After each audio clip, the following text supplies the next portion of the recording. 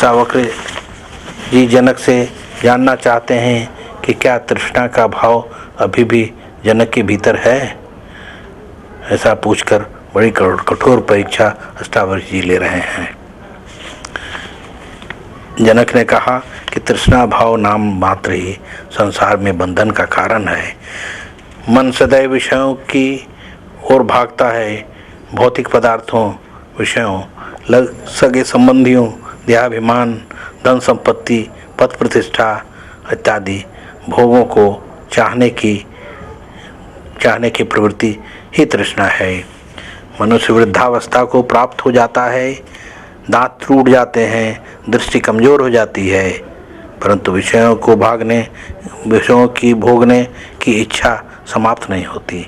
यह तृष्णा ही कारण है संसार में बंधन का। तृष्णा मिट जाए तो मोक्ष को प्राप्त हो जाए।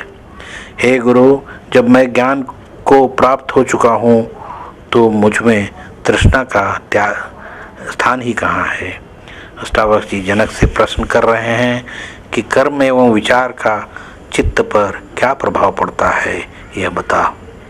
जनक जी उत्तर देते हैं कि कर्म करने का, अच्छे कर्म का फल अच्छा एवं बुरे कर्म का फल बुरा होता है, जिससे मनुष्यों को भोगना पड़ता है।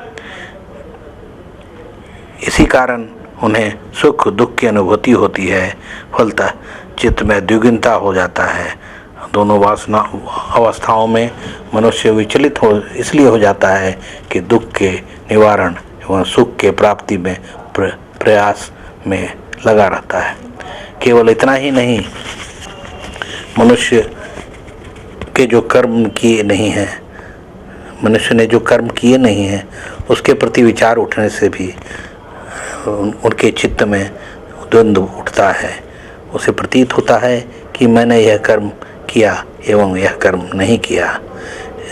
इसके विचार मात्र से ही चित्त की व्याकुलता बढ़ती है।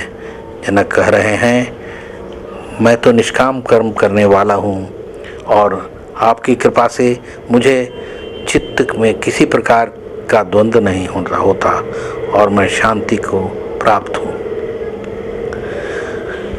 अष्टावक्र जी अपने आसपास चारों ओर दृष्टि डालते हैं और जनक जी से पूछते हैं कि विषय द्वेषी एवं विषय लोलुपता में क्या भेद है।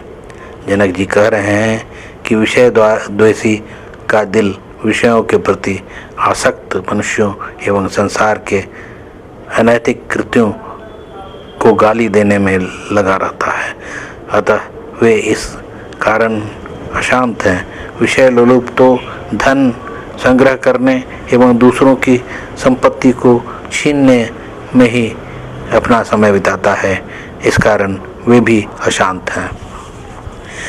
जनक जी कह रहे हैं, हे गुरु, मैं शुभ अशुभ, हर्ष विषाद, नैतिक अनैतिक, भला बुरा, राग द्वेष जैसे द्वंद्वों से रहित हो गया हूँ, वितरागी हूँ।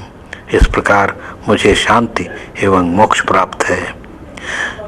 हे जनक